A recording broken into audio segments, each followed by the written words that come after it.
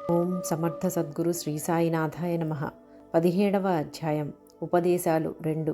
అనుగ్రహ బలము.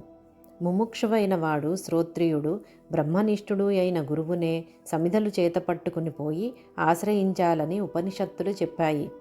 ఆ గురువు నిరతాగ్నిహోత్రపరాయణుడుగా కూడా ఉండాలని దీని భావం. బ్రహ్మనిష్ఠులు ఎక్కడో ఒక్కరైనా దొరకవచ్చు, శ్రోత్రియులెందరో దొరకవచ్చు, నిరతాగ్నిహోత్రపరాయణులు కూడా ఎక్కడో ఒక్కరైనా దొరకవచ్చు. కానీ ఈ 3 లక్షణాలు గల సద్గురువు దొరకడం ఎంతో కష్టం.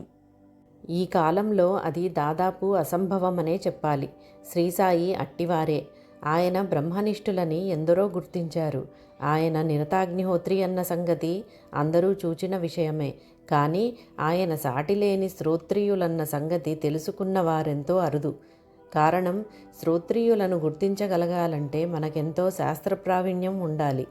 అంతేకాదు, శ్రోత్రియులంటే నిజానికి వేదమెరిగిన వారే, వేదవిధులే. మహాపతివ్రత తన సౌందర్యాన్ని, ప్రేమను సంపూర్ణంగా తన భర్తకు మాత్రమే ఏకాంతంలో ఎలా సమర్పించుకుంటుందో, అలానే వేదం కూడా అర్హుడైన వానికే తన అర్థమంతటినీ తెలియనిస్తుందని, వారే వేద విధులని వేదమే చెప్పింది. బాబా అలాంటివారే. ఆయనకు ముస్లింలకు వేదమైన ఖురాన్ మాత్రమే కాక వేదం కూడా తన జ్ఞాన సంపదనంతటినీ సమర్పించింది. కొందరు దక్షిణాది బ్రాహ్మణులు దేశ సంచారం చేస్తూ వేద పండితులను సాయి ఘనంగా సత్కరిస్తారని విని షిరిడీ చేరారు. సాయి ముస్లిం వలె ఉండడంతో ఆయనకు నమస్కరించక వాళ్ళు ప్రత్యామ్నాయ పద్ధతిన నేల మీద పిడికళ్ళుంచి భగవంతుని పాదాలని భావించి నమస్కరించి వేదం చదువునారంభించారు. కానీ ప్రతిసారి మధ్యలో మంత్రం మర్చారు. అప్పుడు బాబా నవ్వి వారికి మంత్రం అందించేసరికి వారు ఆశ్చర్యపోయారు. అప్పుడు బాబా కొంటెగా నవ్వి, మీరు ఎవరికి నమస్కరించారో వారి నుండే కానుక పొందండి అన్నారు. భగవద్ అనుగ్రహం పొందడానికే వేదం చదవాలి కానీ లౌకికమైన కానుకల కోసం కాదని వారి భావం. తర్వాత వారిని బాబా ఘనంగా సత్కరించి పంపారు. అసలు అనుగ్రహించవలసింది వారేగా. సద్గ్రంథ పఠన కూడా సద్గురుని అనుగ్రహం వల్లనే సార్థకమవుతుంది. అనుగ్రహానికి భక్తే సాధనం కానీ యుక్తి కాదు. జ్ఞానేశ్వరి పారాయణ ఎప్పుడు మొదలుపెట్టినా దేవుకు ఏదో ఒక ఆటంకం వస్తుంటే దానిని బాబా చేతి మీదుగా తీసుకోదలచి అందులో 1 రూపాయి ఉంచి ఆయనకివ్వాలనుకున్నాడు.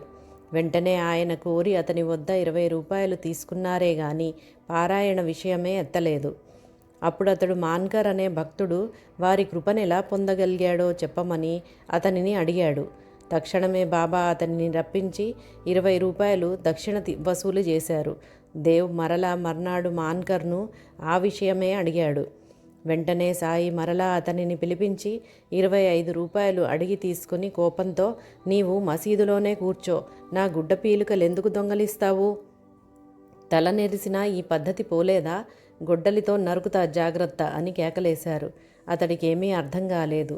నాటి మధ్యాహ్నం బాబా అతనితో ప్రేమగా గుడ్డ పీలికల విషయం చెప్పి, నిన్ను బాధ పెట్టానా? దొంగతనం చేస్తే ఒప్పుకోక తప్పదు. ఏం చేస్తాం?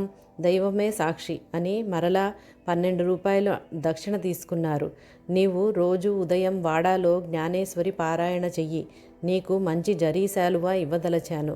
చింకిగుడ్డలు దొంగలించడం ఎందుకు అన్నారు. ఈసారి దేవుకు పారాయణ చక్కగా సాగింది. అతడు భక్తితో సద్గ్రంథ పఠన ద్వారా సాయి అనుగ్రహాన్ని పొందాలి కానీ వారిని వీరిని ఆశ్రయించకూడదని వారి భావం. సామాన్యుల బోధలు చింకిగుడ్డలు, సద్గురువిచ్చేది జరీ శాలువ. దానిని పొందాలంటే దానినివ్వగలవారినే అడగాలి. ఎవరి సంస్కారానికి తగిన ఉపదేశం వారికివ్వగలగడమే సద్గురువు యొక్క ప్రత్యేకత. లేకుంటే లెక్కకు మీరిన సద్గ్రంథాలే మానవులందరికీ మోక్షమిచ్చి ఉండేవే కదా. ఎంతటి వైద్య గ్రంథమైనా సమర్థుడైన వైద్యునితో సమానం కాదు కదా. బాబా ఒకరోజు నానాసాహెబ్ నిమోన్కర్తో, కాకా, నీవు రోజు భాగవతం చదువురాదా అన్నారు. చదవాలనే ఉంది, కానీ నాకు సంస్కృతం రాదు అన్నాడు నిమోన్కర్. పర్వాలేదు, ఈ మసీదు తల్లే నేర్పుతుంది, చదువు అన్నారు. అతడలాగే ప్రారంభించాడు. కొద్ది కాలానికి అతడికి ఆ గ్రంథం అర్థమై దీక్షిత్, జోగ్ మొదలగున పండితులకు కూడా జటిలమైన శ్లోకాలు వివరించగలిగేవాడు. తన పాండిత్యం గురించి అతనిలో అహంకారం తలెత్తిందో ఏమో.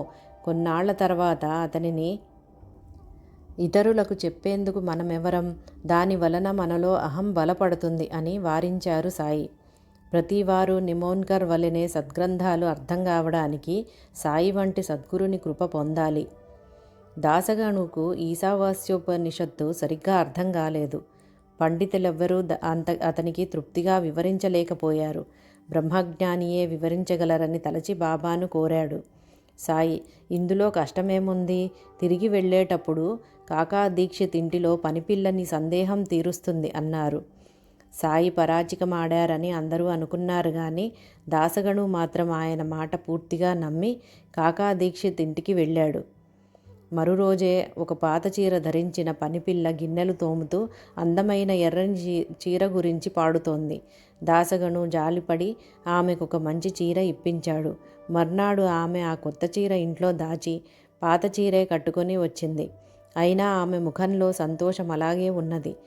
ఆ సన్నివేశంలో ఈశోపనిషత్తు సారాంశం దాసగణుకు ఇలా తోచింది: సుఖదుఖాలు మనోకల్పితాలు, సర్వము ఈశ్వరమయమని, ప్రసాదమని గుర్తించేవాడు ఏ పరిస్థితిలోనైనా ఆనందిస్తాడు.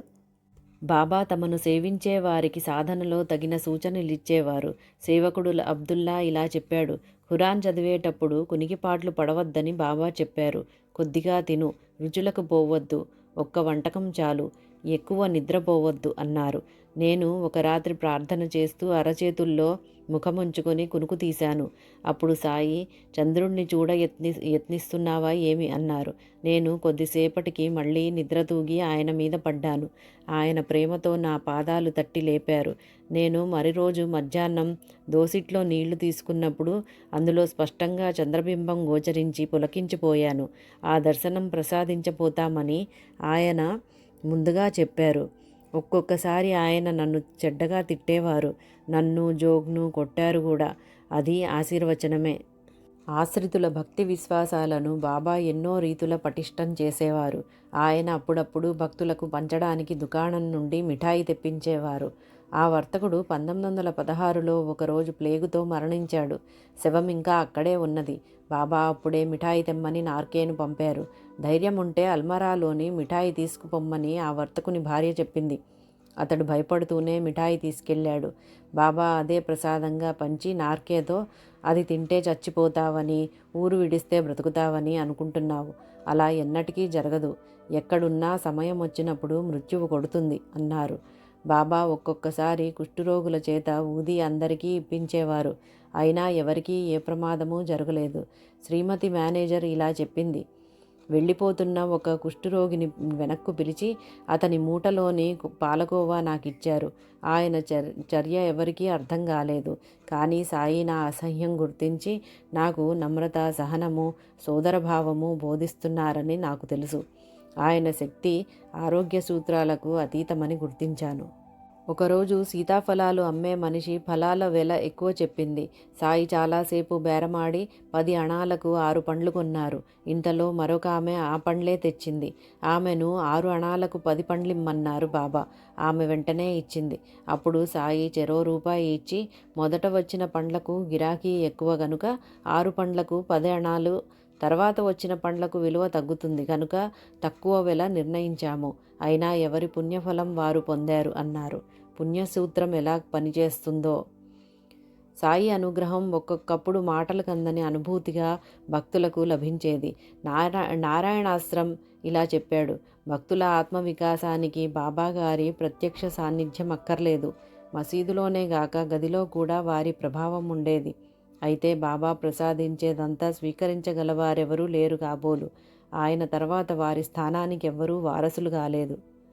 వారి స్పర్శ కొన్ని చిత్రమైన అనుభవాలు, శక్తులు ప్రసాదించేది. ఒక్కొక్కసారి భక్తుని తలను ఒక ప్రత్యేక రీతిన స్పృశించేవారు.